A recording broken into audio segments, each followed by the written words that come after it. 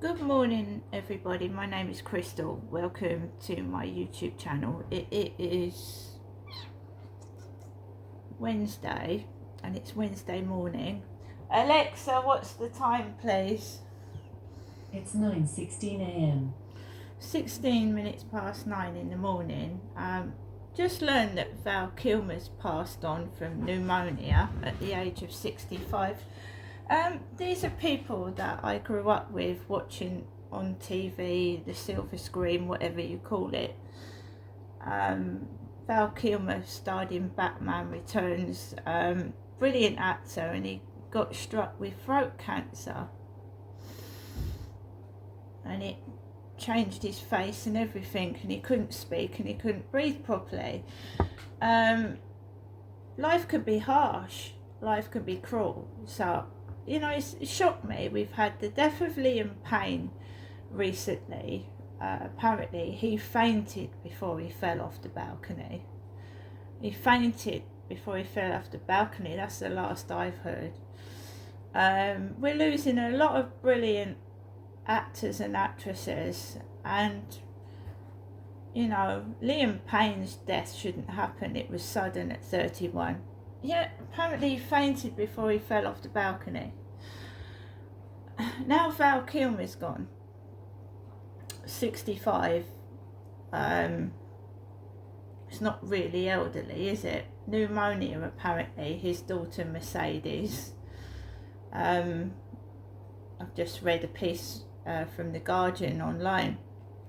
Mercedes' daughter said that he died of pneumonia. It's shocking, it's upsetting, and you know, you get up in the morning, you just want to reflect, relax, and just, you know, I'm taking things slowly. I ain't rushing about for nobody. There was joggers on the field yesterday. I've hurt my knee. I'm not going to run about and break it. So basically, I've just uploaded the video I did this morning, and I've made myself a cup of hot chocolate. We all read newspapers, etc., whether it's online or in the shops, and I'm just, you know, trying to take things easy. And the shitty things in these flats are still going on. They are. That's why I want to get away from it. So I'm sat here, right, and the door slams. It's next door with the dash hound, going out roughly the same time that I do with her dog. Sorry, my dog's decided to come onto the table. So basically, she slams the door violently shut. The dog barks really loudly. Max goes over to the door to investigate and yaps. And you know, there's no consideration for other people. It's me, isn't it, this world? Me. Fuck anybody else. And it's a good job we don't all have that bloody attitude. Anyway, she does it. My honest opinion, I don't think they give a shit about that dog. No. That's my honest opinion. It's just a commodity. And basically it's pulled around, shouted at, and fucking, it's none of my business. But you know, why is this woman making so much noise next door? Anyway, I get on with my bits and pieces, and then she comes back and slams the door violently shut again. And of course they're going to start next door, start banging against my wall. And there's me just being normal and quiet, and they're the ones acting like lunatics. Seriously. Alexa, LBC radio. Yeah, they're banging against the wall where I'm doing this video at the moment. LBC London from Global Player. Unlock exclusive features and content from LBC and even join the conversation. Send a comment to LBC. Just say, ask Global Player to link my account. Here I've still got the infection. You could probably hear it. Yes, I You don't have to be a doctor. And I'm just wasting the lady's time. And that's what infuriates me. It's a waste of time. And now, a doctor cannot refer you to a surgeon now. You have to go through a managing agent before they will give you an appointment. I tried to get an appointment, just sorry to go on, for my shoulder. Right. I could not even get an appointment, let alone years ahead. That's unfortunately the state of our wonderful NHS. You look after yourself. I'm sorry that you have to, although of course they are taking extra care, but I hope your infection clears or whatever it is. Sandra, thank you for your input on that. Daniel's in Golders Green. Daniel, your story. Good morning. Good morning, Nick. Well, your previous caller, Sandra, and your guest, Dr. Chandra Nagpal, summed it up completely when they talked about a bureaucratic nightmare, because my friend and I experienced what I can only describe as a Kafka-esque bureaucratic nightmare when my friend slipped a disc in his back and was rushed into A&E at the Royal Free Hospital in North London. What happened once they got there? So he waited 7 hours on a trolley in a corridor with excruciating back pain. He was given an MRI scan, which indicated an urgent surgical referral for spinal surgery because the injury was so bad.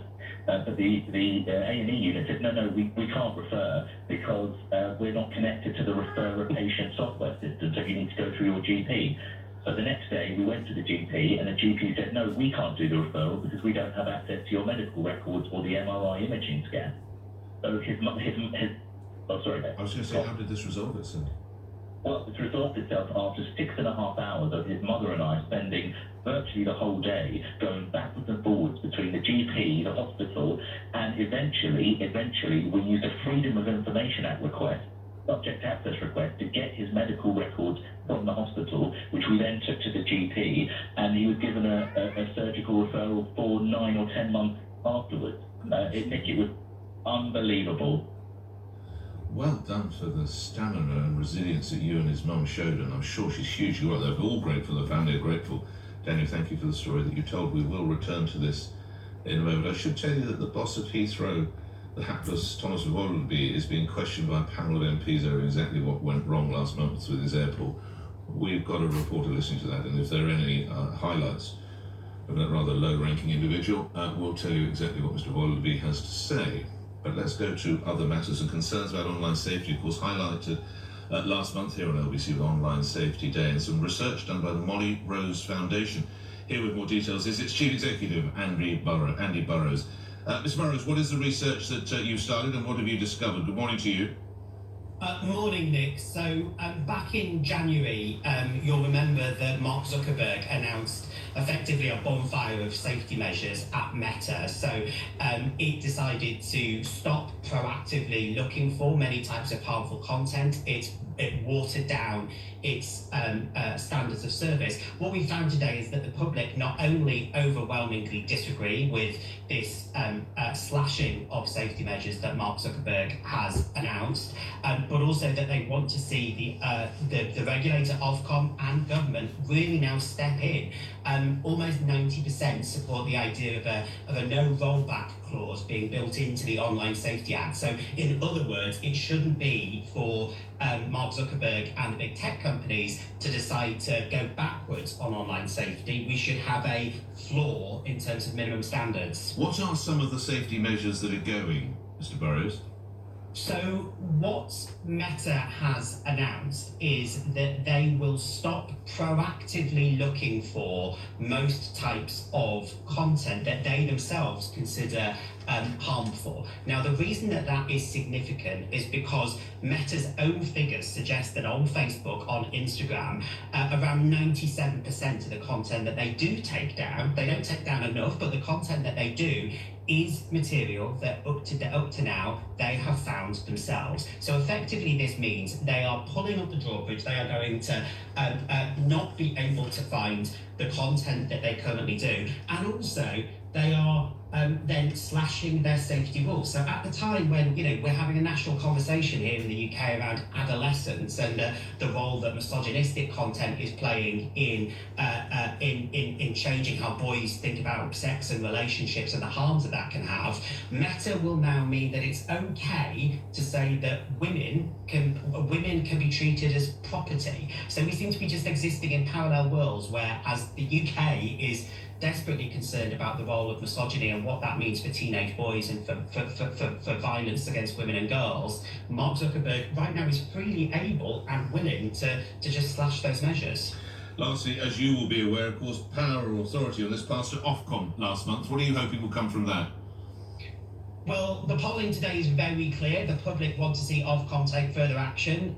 Regrettably, we are seeing from Ofcom timidity where we need to see ambition. And if they don't up their game, if they don't respond to the scale of preventable harm that children are seeing day in, day out when they go onto social networks, the reality will be more lost lives. Grateful for your input. Thank you. Andy Burrows is Chief Executive of the Molly Rose Foundation. They conducted that report, of course, named after that teenager who took her life. Graham's in Radlett on this. Graham. Right guys, I'm going to stop there because I need to take my dog out for a walk a bit later. So I am in touch with a social worker. The neighbours are still victimising me and bullying me. Right now as I'm doing this video, it sounds like a kid is kicking a ball against my wall. So I'm still in touch with my social worker, and it's best to let them carry on being like they're being and they'll all get caught out. See you later.